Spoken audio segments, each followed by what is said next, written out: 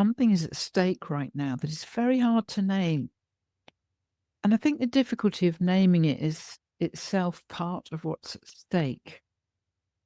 We're living through an inflection point politically, ecologically, culturally. And the dominant frameworks being brought to bear on it are, I want to suggest, not just inadequate, but ontologically inadequate. They're failing not merely because they lack the right policies or the right values or the right leaders. They're failing because they're operating with an impoverished and counterproductive account of what's actually real, of what's actually here. And this poverty in human mapping, it's not new. It's arguably always been at stake. It runs beneath the surface of every political failure, every legal system that cannot hold the complexity of living bodies and living worlds, every healing framework that mistakes the map for the territory. What's new is the urgency. What's new is that consequences of getting what's actually here wrong are now arriving at a speed and scale that makes looking away harder and harder. I want to think with you today about what I'm calling onto-justice. It's a term I'm proposing carefully, not as a kind of jargon, but as a pointer to something that I believe is genuinely vital. The idea that justice, real justice, not procedural justice, not justice as formality, but real, substantive justice requires an adequate account of reality. That's how we understand what exists. That's how we understand relationships, causality, agency, and time. And it's never separable. None of those things are separable. This view of reality is never separable from what we're able to do justly in the world. I come to this from a somewhat unusual angle. I'm a transformation practitioner and healer, but I'm also a former legal scholar trained in critical legal theory and jurisprudence, in philosophies that ask what law actually is and what it actually does. And for much of my academic life, I found myself at the edge of what my discipline might hold, because the questions I was most drawn to kept opening out into ontology, questions about the nature of reality, about what counts as real and why, and about who and what gets to matter, and in what ways, with what implications and effects. And those questions don't stay comfortably inside any single field. They are, by their very nature, feral, which is perhaps why they belong here, in his collection on feral wisdoms. Let me begin where I think the trouble actually starts. Not with bad ideas, but with fear. When we encounter genuine complexity, when reality resists our models, when the world won't stay still, when causes are distributed and effects are non-linear, and the thing we thought we understood turns out to be entangled with 50 other things we hadn't accounted for, and there's a very natural, very human response. We contract, we simplify, we reach for a frame that makes complexity manageable, that gives us a lever, that promises us if we just pull hard enough in the right place, something will move, and it'll move in ways that help us out, that are sort of vaguely predictable. Now, that's not stupidity. It's not even necessarily wrong. There are times when a simplified model is exactly what's needed, when you need to act, when the complexity can be bracketed for long enough to do something that turns out to be useful. The capacity to simplify under pressure can be a genuine cognitive gift. But it can become limiting, even counterproductive, when the simplification hardens into an ontology, which then becomes a politics. When the simplified model stops being a useful tool and starts being taken as a description of what's actual, what's real. When complexity becomes not something to be navigated wisely, but something to be denied or controlled or eliminated. And I see this everywhere right now, in contemporary political discourses that can only hold binaries, us and them, order and chaos, strength and weakness. In economic thinking that continues to treat the market as a system with knowable inputs and outputs, as though it weren't a seething, distributed, multiply entangled assemblage whose behaviour is irreducibly complex. I see it in legal frameworks that atomise persons and rights, that cannot hold relationality, that cannot think with the more than human world. In healing paradigms that locate disease in individual bodies, rather than in the field of relations those bodies are living within.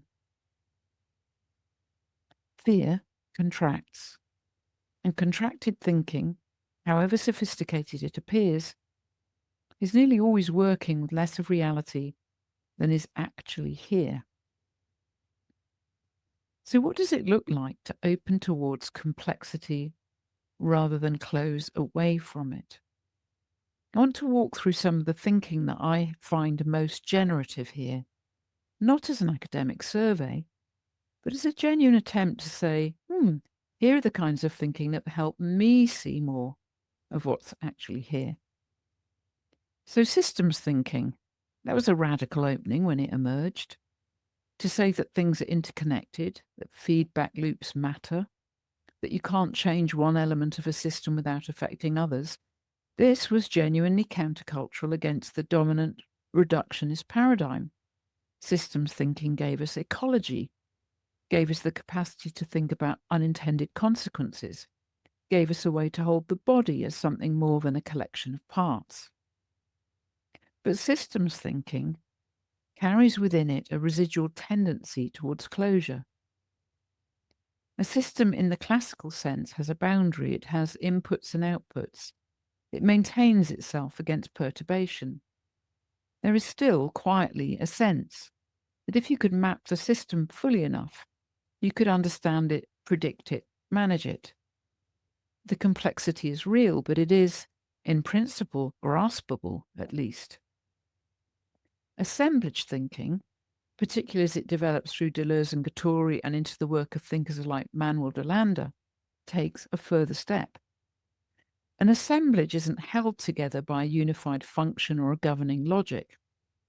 It's a temporary, contingent coalescence of heterogeneous elements, human and non-human, material and semiotic, organic and inorganic, that cohere not because they serve a whole, but because of what each element can do with and to the others in their specific encounter.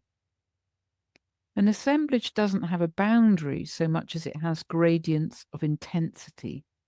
It can always be disassembled and reconfigured, and crucially, it's never fully graspable from any single position, because its capacities only emerge in relation, in the actual encounter, not in the model. Rhizomatic thinking, also rooted in Deleuze and Guattari, extends this kind of thinking further, attending to the horizontal, decentered, multi-entry character of how things actually grow and spread and connect. The rhizome has no privileged point of origin, no trunk from which everything else branches. It propagates laterally, finds unexpected connections, appears where it wasn't expected. I find all of these frameworks genuinely generative. And I also want to resist the temptation, which is very real in post-Deleuzian thought, to valorize the rhizome over the arboreal, the assemblage over the system, as though complexity were always more true than structure. But I think that would itself be a kind of binarization. The philosopher Karen Barad, whose work I return to again and again, insists on something that I find ethically as well as theoretically important, that we must attend to what is actually here. If there are arboreal structures, genuinely hierarchical, genuinely organized along lines of descent or command or developmental sequence, then attending to those is not a theoretical regression.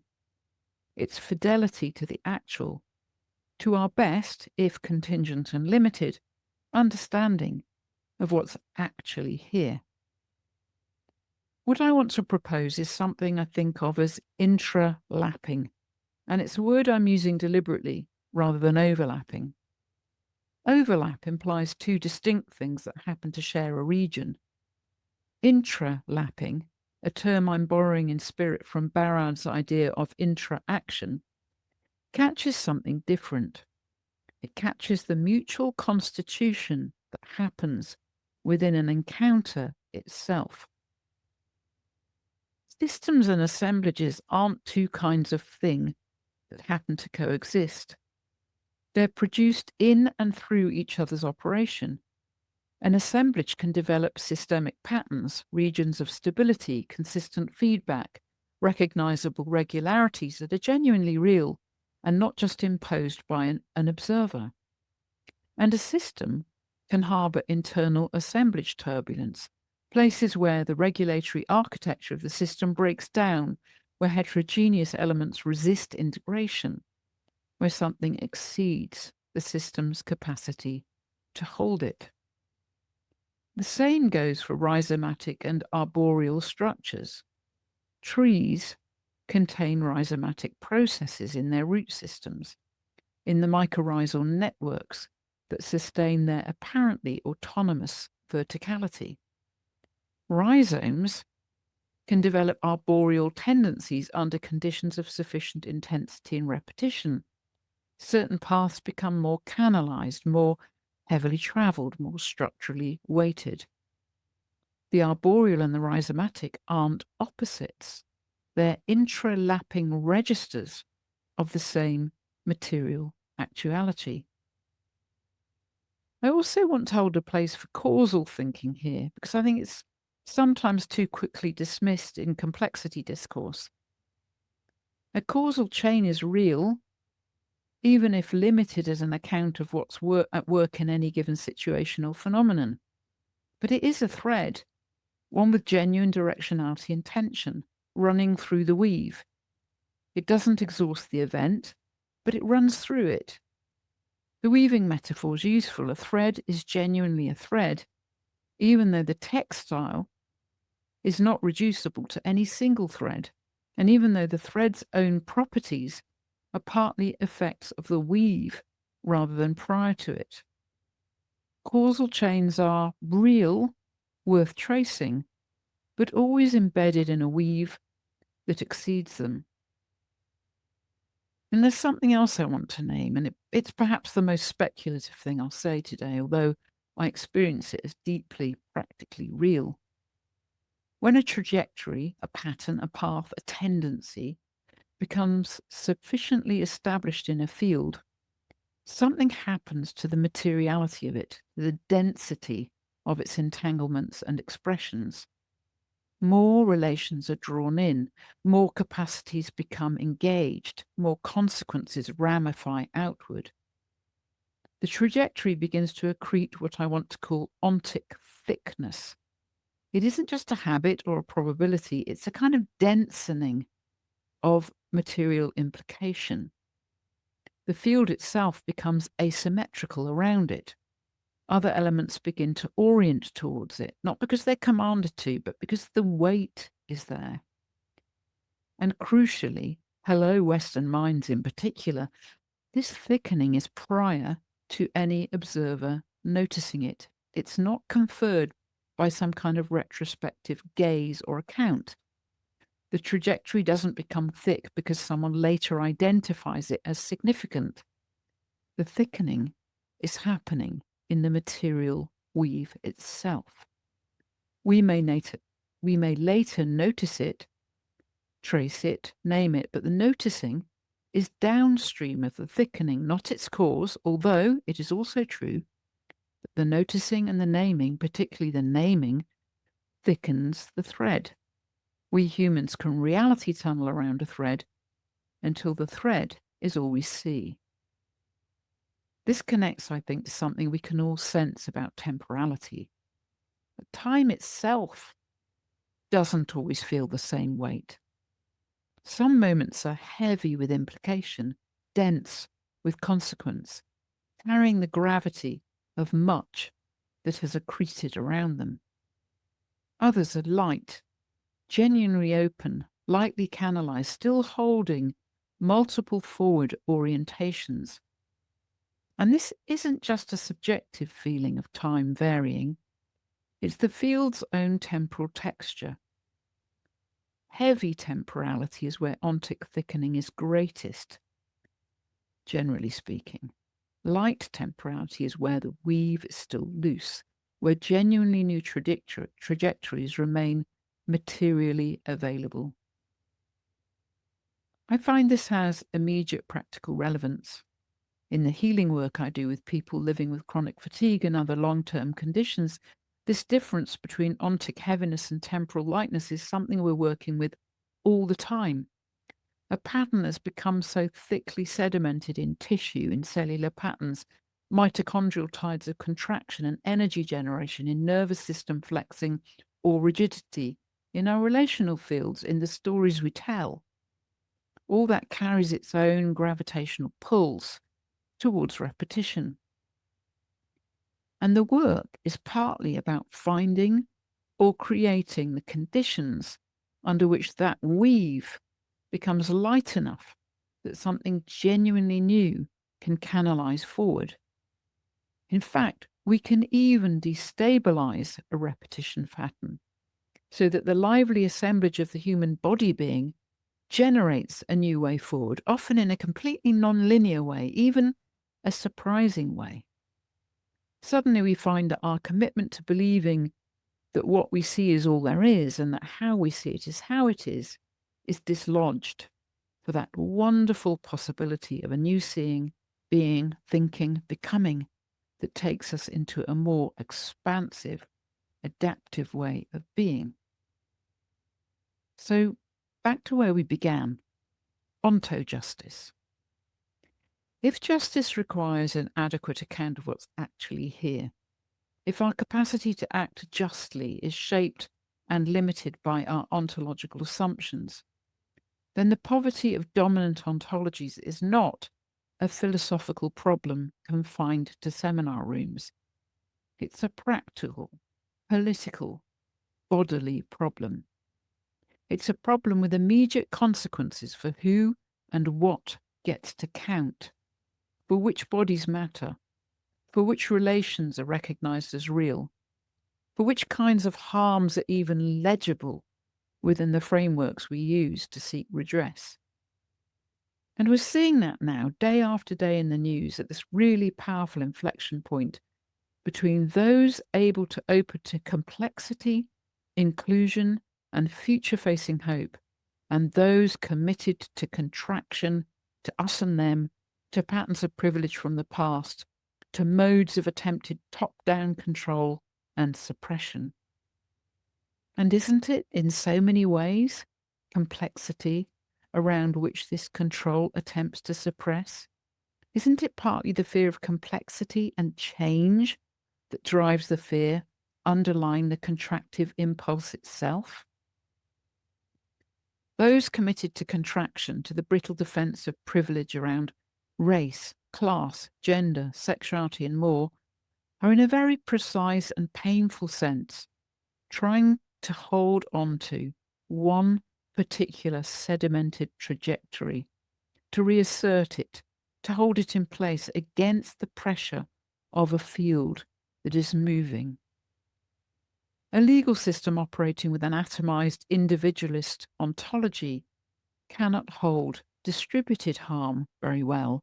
It can't think very well with ecosystems. It can't really account for the way that certain bodies bear disproportionate ontic thickening, the weight of accumulated, structurally reproduced disadvantage that isn't reducible to any single cause or any single moment of injustice, but is real, materially real, in the tissue of those lives. A politics operating with a linear causal ontology, one where complex crises are always imagined to be traceable to a single origin, always imagined to be amenable to a single intervention, those kind of politics will keep producing counterproductive interventions that miss what's actually happening and, worse, compound problematic dynamics. Not because the politicians are necessarily stupid or malicious, although sometimes they are both, but because the ontology, the view of reality they're working with, cannot hold the actual texture of the problem. Ontojustice asks, what would it mean to do justice from within a richer, more adequate account of what's real? From within an ontology that can hold distributed agency, that can attend to ontic thickening without reducing it to individual culpability, that can think with the more than human world, that can hold the intra-lapping of structures without forcing a premature resolution to whichever one its methods are equipped to see. That can stay with the idea that all our knowing is provisional, contingent, and open to new information, to deeper ways of knowing than our present ones. I don't have the answer to that question. I'm not sure anyone does or will. Perhaps the point is that no one individual or path is up to the complexity of the times. Perhaps the point is that we now need a more inclusive coalition of engagement, community level, distributed, situated, inclusive approaches, marked not by hubris, but by humility, openness, the willingness to learn together with the capacity to stay with the discomfort of staying with the trouble. I think it's the right question, this question of how we hold distributed agency, how we think with the more than human world, how we hold intra-lapping structures, and how we open to multiple perspectives genuinely. I think it's the right question. And I think the urgency of the moment, the inflection point we're living within, and the convergence of crises that our existing frameworks keep failing adequately to address, makes those not merely challenging philosophical questions, but vital ones. Not only vital, but now, as we see, in fact, increasingly urgent. I said at the beginning, there's something at stake right now that's very hard to name. This term ontojustice is an attempt at partial naming, a way to hold the at-stakeness open in a way that lets us think together about what's actually here. The appropriate mode of engagement with ontic thickening, with the material weight of what is accreted, isn't a distant theoretical gaze. The appropriate mode of engagement is a participatory attunement, a willingness to work with the actual texture of what is here, rather than a simplified model of what we wish were here. It calls for a willingness to move beyond simplistic binaries, and certainly beyond projections of us and them. It calls for a willingness to let go of fear-based contraction in the face of complexities, and to work to develop the kinds of capacities that enable us to be relaxed, open, flexible, adaptive, inclusive, thoughtful, and, yes, just. That, I think, is what a feral wisdom might look like in practice. Not a retreat from rigor, but a rigor that's honest enough to follow actuality wherever it actually goes. Thank you for thinking with me today.